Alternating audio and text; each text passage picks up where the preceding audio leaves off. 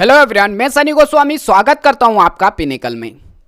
जो लोग काफ़ी समय से व्यापम की ही तैयारी कर रहे हैं और जिन्होंने पहले व्यापम के एग्ज़ाम दिए हैं उन्हें मालूम होगा कि व्यापम के कुछ ऐसे टॉपिक हैं जिनसे हर एक एग्ज़ाम में क्वेश्चन पूछे जाते हैं और काफ़ी डीपली पूछे जाते हैं, और उन्हीं में से एक है कान्हा राष्ट्रीय उद्यान। तो आज हम इसी पर संपूर्ण डिस्कस करने वाले हैं। वीडियो के अंत तक जरूर बने रहे और जो लोग हमसे नए जुड़े हैं वो चैनल को सब्सक्राइब कर ले और बेल आइकन को भी प्रेस कर दें ताकि वीडियो से जुड़े सारे अपडेट आप तक पहुँचते रहें।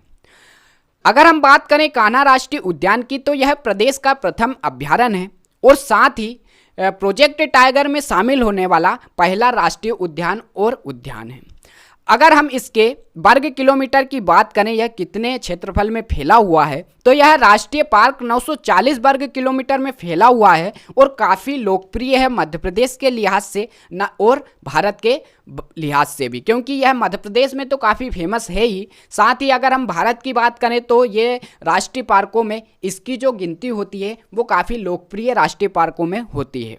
अगर हम बात करें इसके आकार की कि इसका जो क्षेत्रफल का आकार है वह कैसा दिखाई देता है, तो जो घोड़े के पैर होते हैं उनकी आकृति का इसका आकार है और इस टाइप के क्वेश्चन व्यापम में अक्सर पूछे जाते हैं। अगर हम बात करें कि यह किन पहाड़ियों से घिरा हुआ है, तो यह सतपुड़ा की पहाड़ियों से घिरा हुआ है और अगर हम इनकी ऊंचाइयों की बात करें तो 450 से 900 मीटर तक इनकी ऊंचाई होती है और एग्ज़ाम में यहाँ से क्वेश्चन पूछा गया है।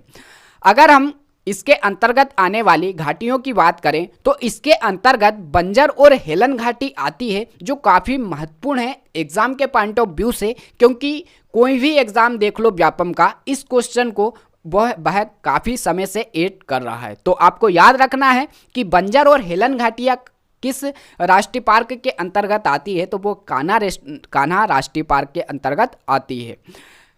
अगर हम बात करें इस क्षेत्र को पहले जब अंग्रेज हुआ करते थे तब इन्हें किस नाम से जाना जाता था, तो इन बंजर और हेलन घाटियों को जब अंग्रेज थे उस समय मध्य भारत व प्रिंसेस क्षेत्र कहा जाता था।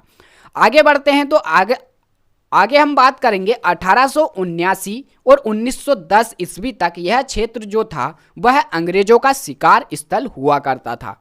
अगर हम बात करें कान्हा राष्ट्रीय उद्यान को कब स्थापित किया गया अभ्यारण्य के रूप में, तो इसे 1933 में अभ्यारण्य के तौर पर स्थापित किया गया था। काफ़ी महत्वपूर्ण यह सन है और एग्ज़ाम में पूछा जाता है। इन दोनों को हमें याद रखना है कि राष्ट्रीय अभ्यारण्य के रूप में 1933 में स्थापित किया गया और 1955 में इसे राष्ट्रीय उद्यान घोषित किया गया।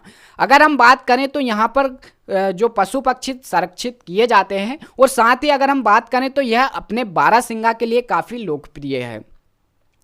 लगभग विलुप्त हो चुकी बारहसिंगा की प्रजाति यहाँ के वातावरण में देखने को मिल सकती है और इसीलिए यह काफ़ी फेमस है। कान्हा राष्ट्रीय उद्यान भारत का पहला टाइगर रिजर्व है जिसने 2017 में अपना शुभंकर जारी किया था। यह क्वेश्चन एग्जाम में आ चुका है, तो यह पहला राष्ट्रीय उद्यान था जिसने अपना शुभंकर जो होता है वह जारी किया था और हमें इसका नाम भी याद रखना है, भूर सिंह द बारहसिंगा। अगर हम इसके डिजाइनर की बात करें, इसको किसने डिजाइन किया था, तो रोहन चक्रवर्ती द्वारा इसका डिजाइन तैयार किया गया था। बाघों की सर्वाधिक जनसंख्या की बात करें तो यहीं कान्हा में पाई जाती है और यहाँ पर हालो और बंजर घाटी स्थित है। आगे बढ़ते हैं तो कान्हा राष्ट्रीय उद्यान में बामनी दरार को सूर्यास्त पॉइंट के नाम से जाना जाता है। जी हाँ दोस्तों, अगर हम यहाँ के जो स्थल है बामनी दरार उसको कहें तो वह जो सूर्यास्त पॉइंट के लिए काफ़ी लोकप्रिय है। अगर हम आगे बढ़ें तो कान्हा राष्ट्रीय पार्क में से बंजर एवं सुपूर्ण नदियाँ प्रभावित होती है। काफ़ी महत्वपूर्ण क्वेश्चन है।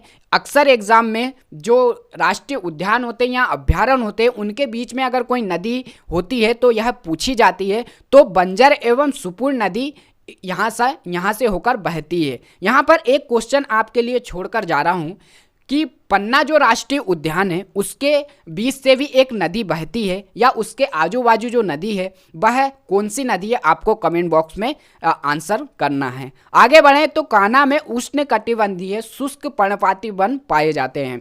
कान्हा का लोकप्रिय वन इंडियन घोस्ट ट्री पाया जाता है, मतलब कि जो कान्हा में जो लोकप्रिय है जो पेड़ है इंडियन घोस्ट ट्री यहाँ पर पाया जाता है। तो ये इन ऐसी चीज़ों को हमें याद रखना है, ये एग्जाम में पूछी जा सकती है। विश्व बैंक की सहायता से पार्क इंटरप्रेशन योजना शुरू की गई है। तो क्वेश्चन ऐसे बन सकता है कि किस मध्य प्रदेश के कौन से राष्ट्रीय उद्यान में विश्व बैंक की सहायता से पार्क इंटरप्रेशन योजना शुरू की गई है।